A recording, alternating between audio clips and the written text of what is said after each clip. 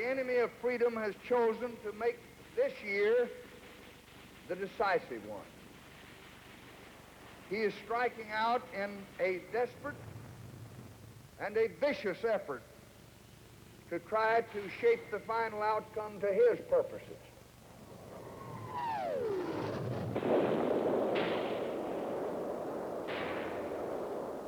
The Communists had launched a massive New Year's offensive late in January.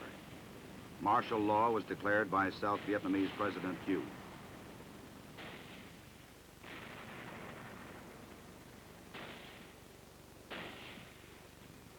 For their endeavors, the Viet Cong paid heavily in men and materiel. But the destruction in South Vietnam was widespread.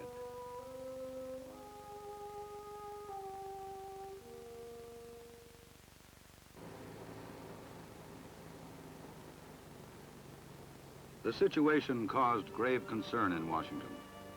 Yet through it all, during the next 29 days, the President would re-emphasize America's determination to stand fast in Southeast Asia and seek a peace with honor.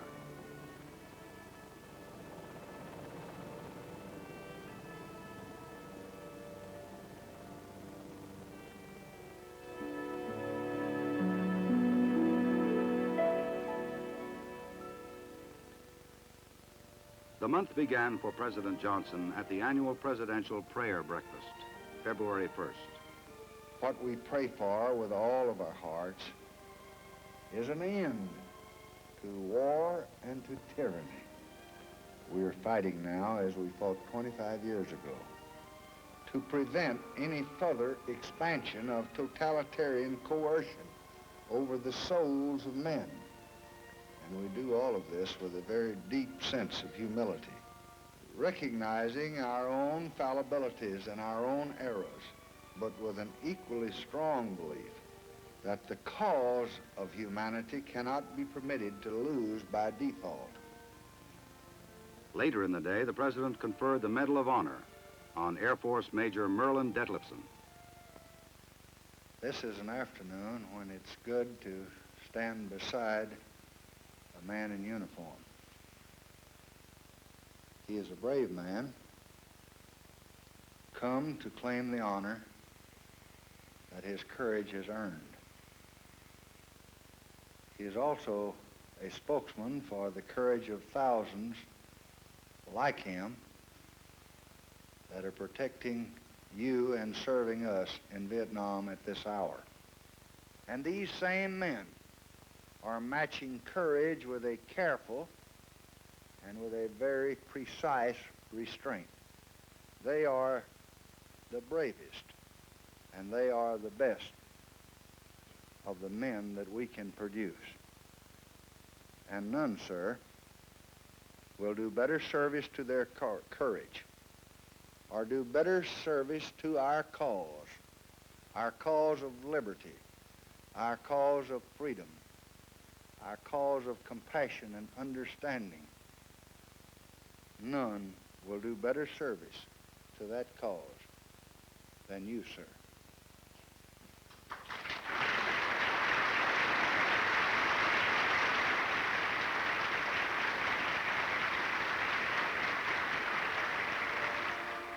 Major Dethlefsen was given the nation's highest honor for neutralizing North Vietnamese missile and anti-aircraft sites after taking extensive damage on his own plane.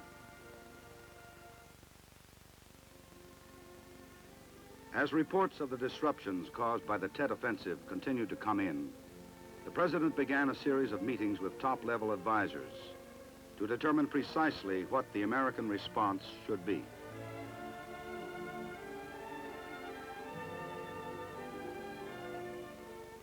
There was a growing fear that the North Vietnamese would mount a full-scale attack on the Marine outpost at Quai Son to bring a swift victory in the fashion of Dien Bien Phu. This concern increased when on February 7th, the advanced base at Long Vay was overrun. Members of the Joint Chiefs of Staff assured the President that the American position at Quai Son could be held against assault. The pacification program had been severely curtailed due to the Tet Offensive. Secretary McNamara, in voicing the intelligence data of field commanders, stated that a second wave of attacks on the weakened cities looked imminent. Additionally, there was the situation with the captured intelligence ship Pueblo and its crew. Due to North Korea's belligerent stance, talks at Panmunjom aimed at an equitable solution of the problem had not as yet achieved their objective. In order to bolster American defenses and regain some of the battle initiative, the President ordered an emergency step-up of reinforcements.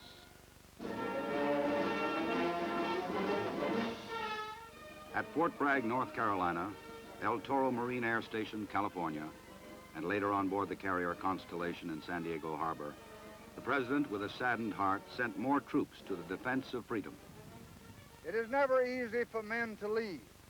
It is never easy to ask men to leave home and happiness for duty far, far away. But the duties of freedom have never been easy. For your nation, for all of its people, those duties may become more demanding. The trials may become more difficult. The tests more challenging before we or the world shall know again that peace on this planet is once more secure. You, each of you, have a great role to play in this struggle. I believe, I know that you will serve the cause of freedom just as your forefathers served it. You will serve it with bravery. You will serve it with skill.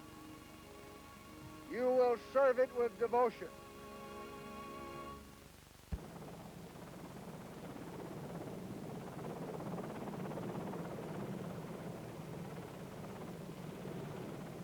Before returning home, Mr. Johnson made a stopover visit to former President Eisenhower at his home in Palm Desert, California.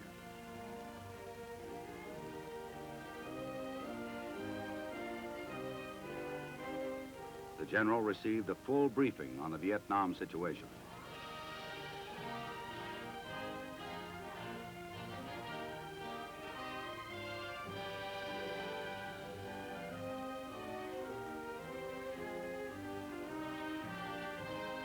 A broader discussion of world events took place when British Prime Minister Harold Wilson officially called on the President February 8th.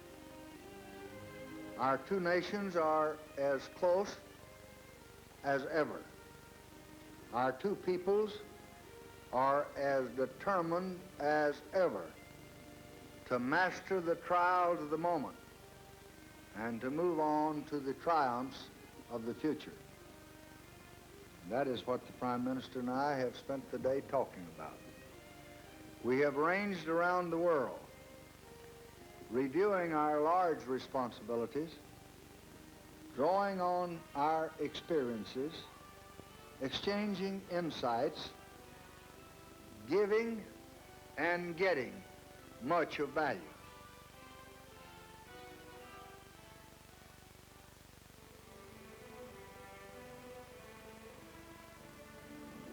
Though the major concern of the President was centered on foreign affairs, he nevertheless found ample energy for the critical domestic issues facing the nation in the years ahead.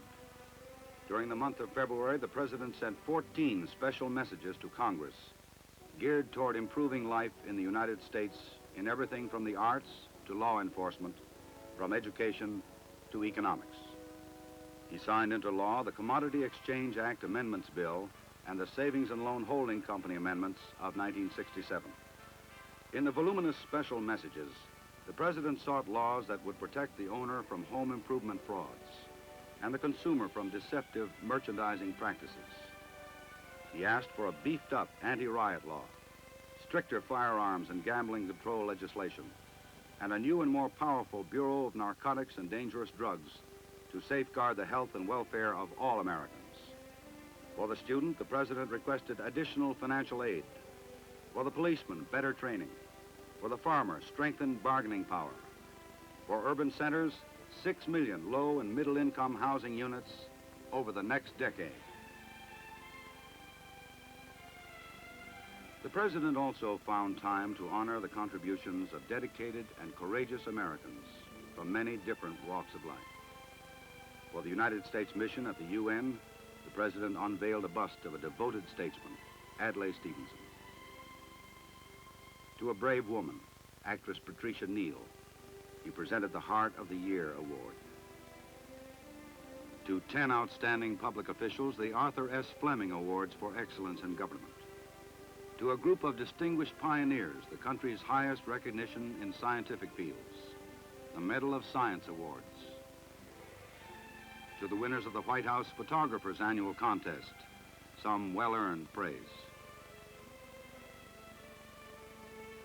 To the United Cerebral Palsy Association's national poster child, Kenny Cunningham, an unforgettable moment.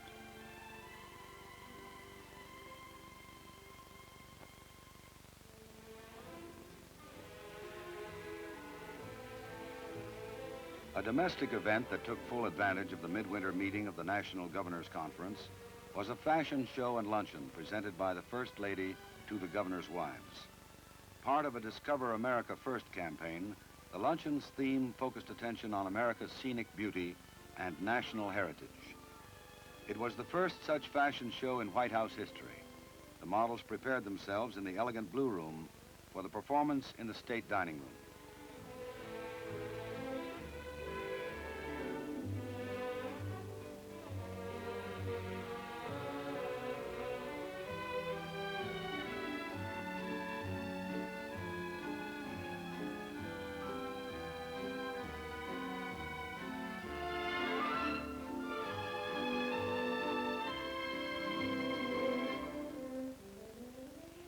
Gathered in this room are some of the most accomplished tour guides in the country, the governor's wives. I know because many of them have helped me discover their own states, from the white church steeples and covered bridges of New England to the wide open spaces of our American West.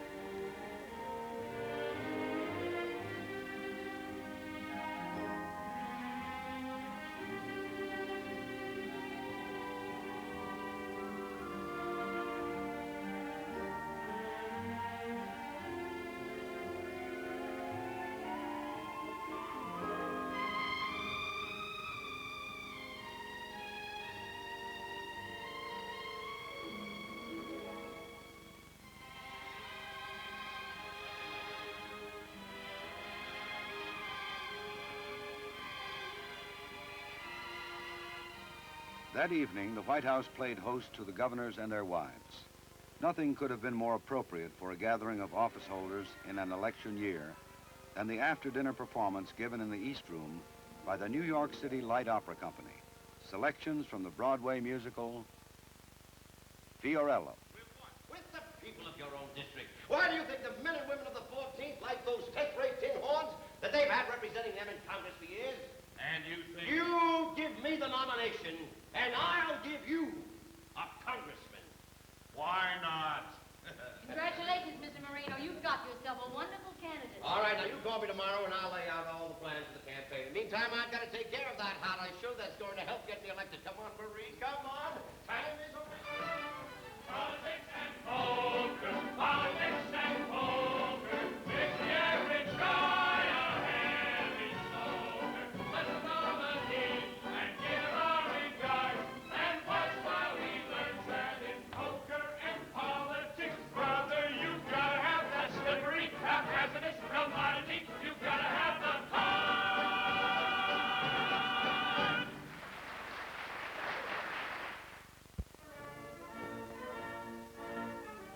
a chilly February 12th, the president took an opportunity to recall the perseverance of another president who had faced hardship and travail from many quarters.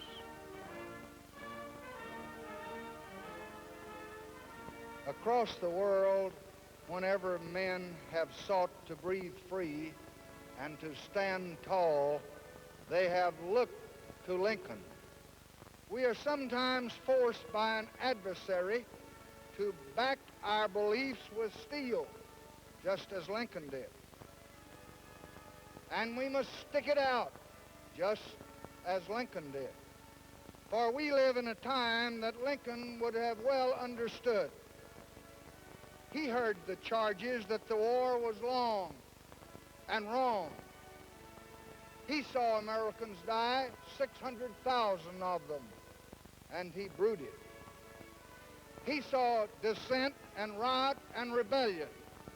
He saw hunger and poverty, sad but steady, always convinced of his cause.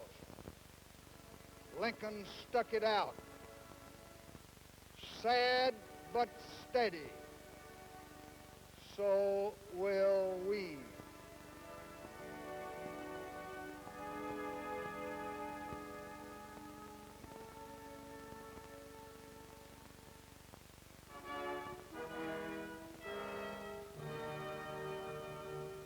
America's long-standing ties with her ally South Korea were strengthened when, on February 15th, Special Presidential Troubleshooter Cyrus Vance returned from successful diplomatic negotiations with President Park Chung-hee. South Korea had expressed concern over growing infiltration from the north and aspects of the Pueblo incident. Vance stressed the importance America places on the maintenance of a strong South Korea and reaffirmed the United States' commitments to that part of the world.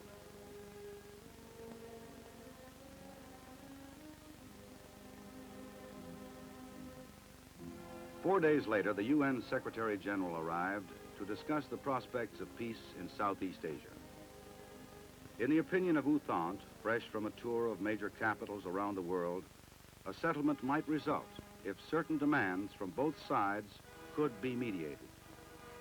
The president emphasized that the San Antonio formula for mutual de-escalation of the conflict still remained the basis of American peace conditions, and he outlined to the Secretary General his hopes for the future. They are the simplest things to describe, but they are the hardest to achieve. A peace rooted in the good, firm earth of freedom. A world respectful of law, given to justice, hostile only to force. A life without the torment of hunger and ignorance and disease. A higher standard of living and more opportunity for all.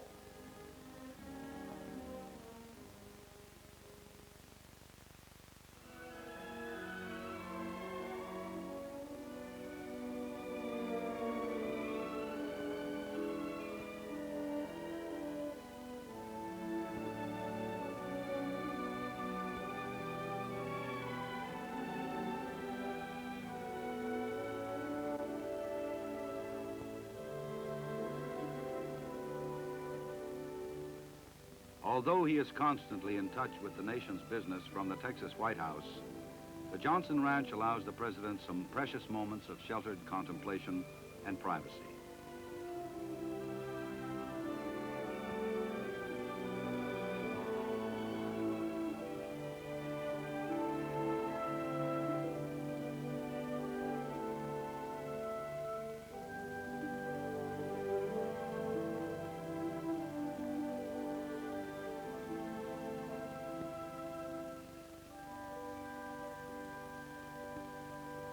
While in Texas on this particular trip, the president made two official appearances.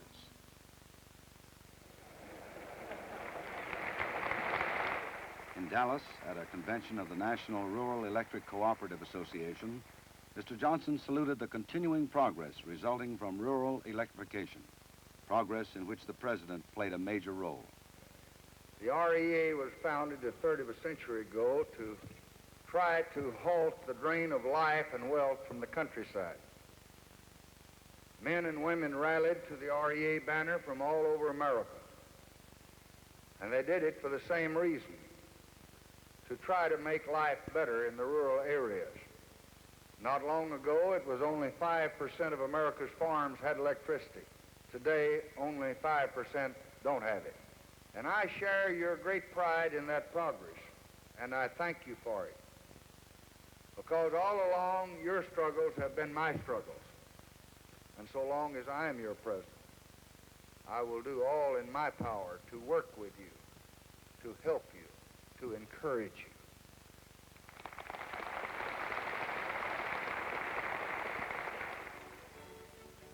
Later that evening, Mr. Johnson attended a birthday dinner in Austin, honoring an old friend, Governor John Conway.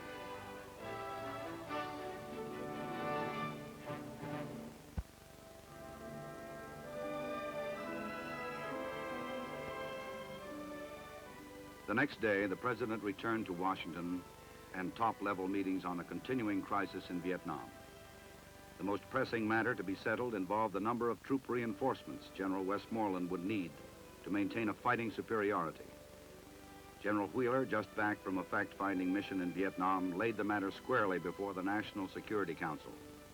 But before finalizing a decision, the president ordered a further review of the situation.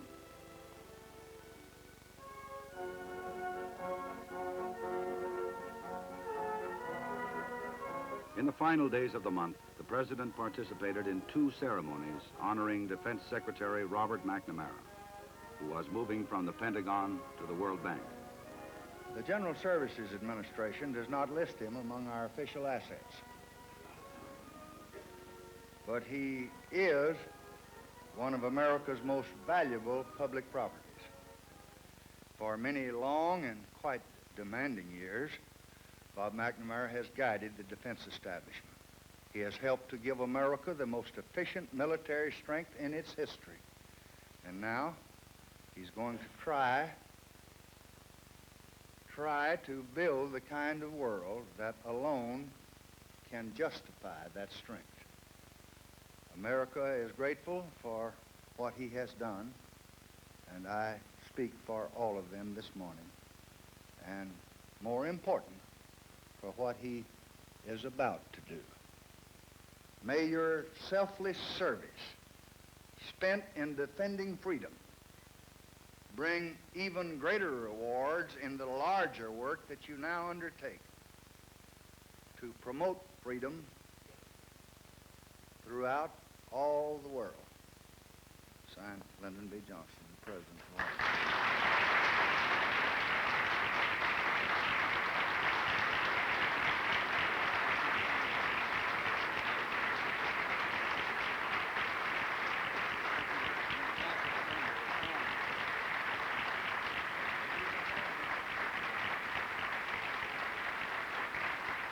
Secretary McNamara received the Medal of Freedom, the nation's highest civilian award.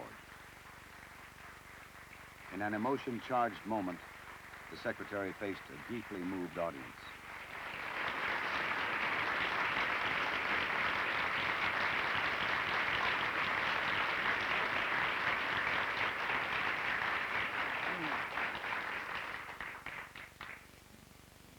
Mr. President, I cannot find words to express what lies in my heart today. And I think I'd better respond on another occasion.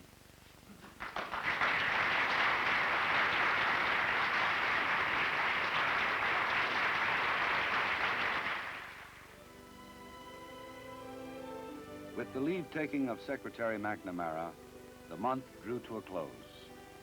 For President Johnson, it had been a time of testing and a time of decision, a period when he exhibited the resolve of his nation. So, we have taken our stand. The will of this generation of Americans will never be found wanting abroad or at home.